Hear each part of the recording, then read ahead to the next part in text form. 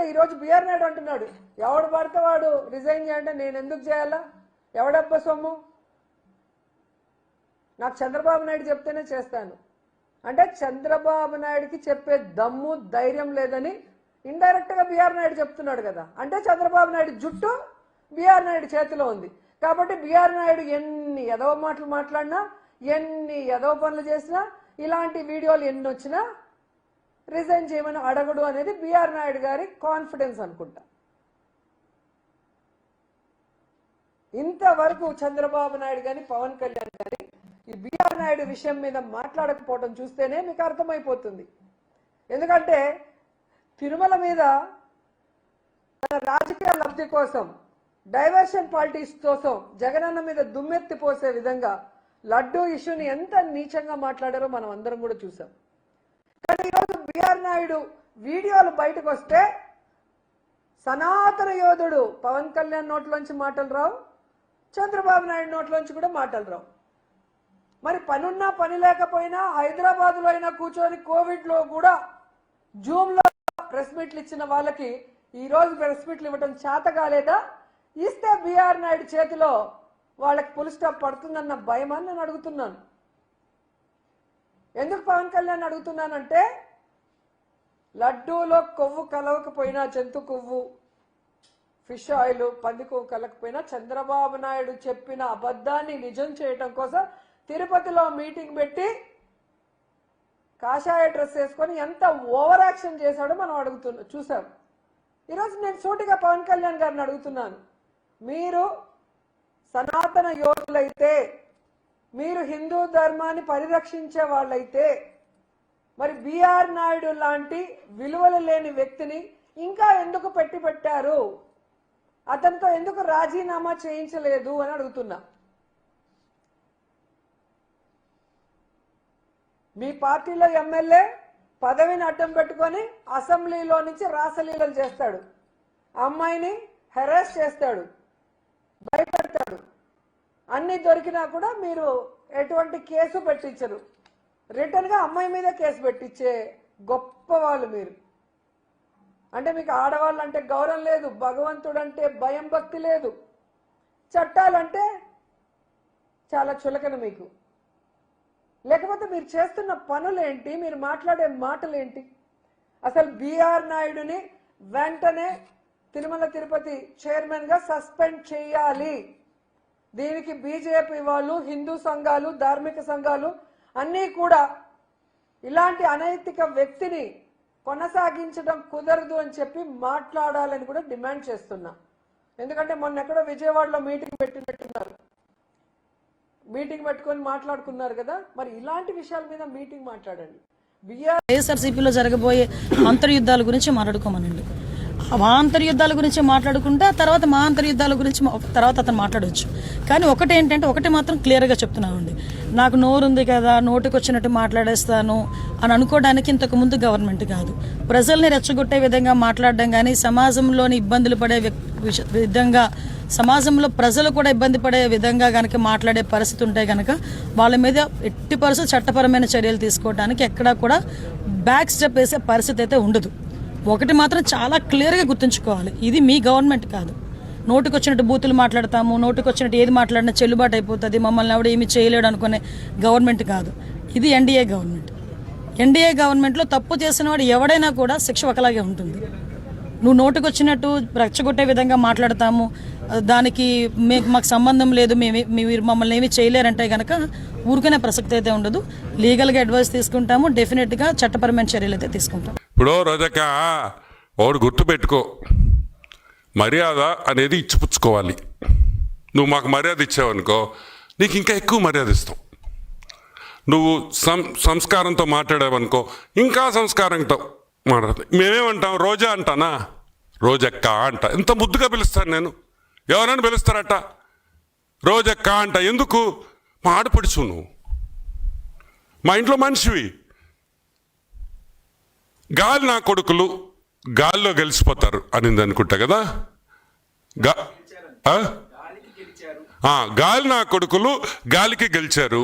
సరే, నేను చెప్పన్న దానికి రిప్లై అయ్యా, గాలి ముండలు గాలి లేక ఓడిపోయారు. గాలి ముండలు గాలి లేక ఓడిపోయారు. బాగుందా? అవసరమా మనకే? నాకెంత అసహ్యంగా ఉందట మాట్లాడడం. నాకు నచ్చద్దా? గాలి నా కొడుకులేంది, గాలి ముండ అంటే ఏం చేస్తావు? పద్ధతి ఉండబల్లా, రెస్పెక్ట్ ఉండబల్లా రాజకీయాల్లో.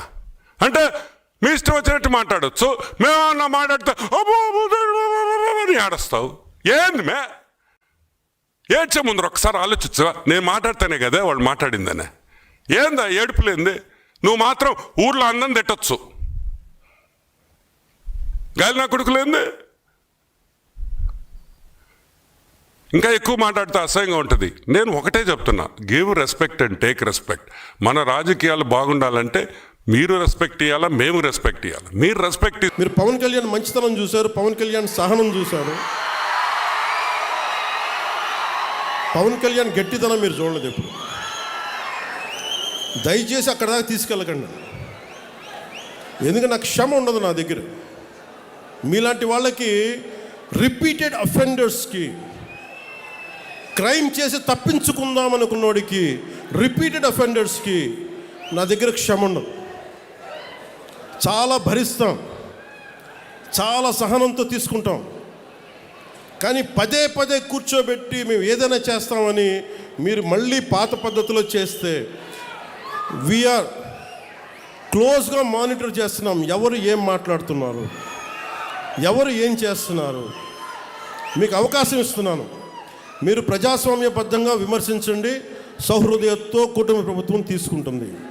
మళ్ళీ హద్దులు దాటి మాట్లాడి మేమే వచ్చేస్తాం 29లో అంటే, నేను చెప్తున్నాను కదా, మళ్ళీ ఈ రోజున నా రాజోలు గడ్డ సాక్షిగా చెప్తున్నాను కదా.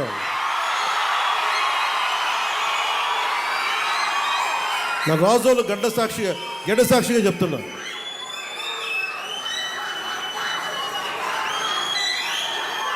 మీరు అలాంటి ఆశలు పెట్టుకోకుండా జరగవు. ఎందుకంటే మేము, ప్రజలు మమ్మల్ని నమ్మారు, మేము వాళ్ళ ముందుకు తీసుకెళ్తాం. నేను మీ చేత, మీ ఏ సమస్య ఉన్నా కానీ మనందరం కూర్చొని, ఇందాక ఉదాహరణకి మన ఆటో డ్రైవర్ సోదరులు ఒక సమస్య చెప్పారు, మాట్లాడుతాం దాని గురించి. ఓకే, సమస్య ఏముంది, కూర్చోబెట్టి మాట్లాడి, ప్రజాస్వామ్యం అంటే అదే కదా. ఒక సమస్య ముందుకు వస్తే మనం వింటాం, దానికి ఎలా పరిష్కార మార్గం వెతుకుతాం.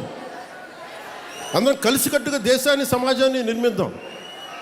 అంతేగాని క్రిమినల్ యాటిట్యూడ్ తోటి ఎవరు వచ్చినా కానీ, అది నా పార్టీ జనసేన పార్టీలో ఉన్నా కానీ, కూటమి పార్టీలో ఎవరున్నా కానీ, ప్రజాస్వామ్యాన్ని గౌరవించని నాయకులు ఎవరైనా సరే, నా సొంత పార్టీలో, మన సొంత పార్టీలో ఉన్నా సరే, జనసేనలో ఉన్నా సరే, నేను ఉపేక్షించను.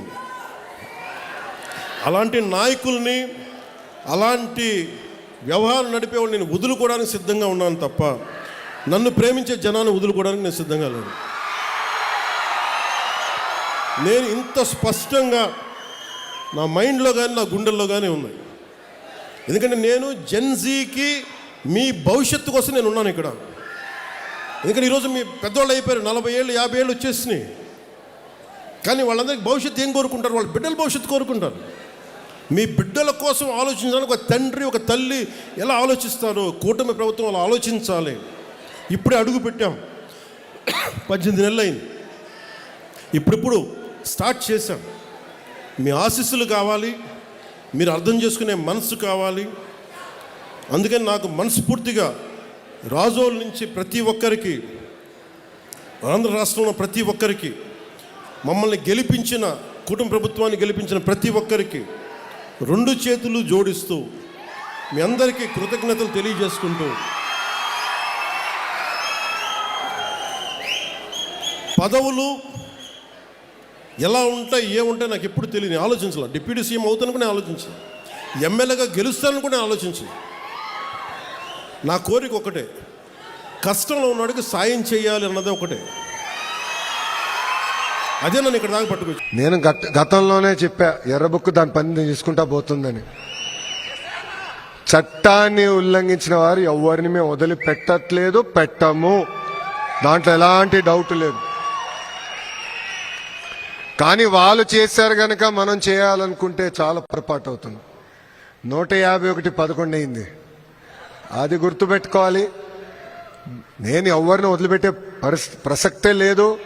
చట్టపరమైన నిర్ణయాలు తీసుకుంటాం, యాక్షన్ తీసుకుంటాం, ఎవరిని వదిలిపెట్టమని ఈ సభాముఖంగా మీ అందరు తెలుపుకుంటూ, ఇక్కడ పేర్లు అవసరమా? టైం వేస్ట్ భయ్యా. నా తల్లిని అవమానిస్తే నేను వదిలిపెడతానా? మీ తల్లిని అవమానించినా నేను వదిలిపెట్టాను. ఎందుకంటే తల్లి బాధ ఆవేదన చూసిన వాడిని. మా అమ్మ ఏనాడు రాజకీయాల్లోకి రాలేదు. వాళ్ళ నాన్నగారు ముఖ్యమంత్రి, భర్త ముఖ్యమంత్రి, కానీ ఒక్క పోస్టింగ్ కానీ ఒక్క కాంట్రాక్ట్లో ఏనాడు తల్లి ఇన్వాల్వ్ అవ్వలేదు. అలాంటి తల్లిని శాసనసభ సాక్షిగా అవమానిస్తే నేను వదిలిపెట్టే ప్రసక్తే ఉండదు. మీకు ఎలాంటి డౌట్ వద్దు.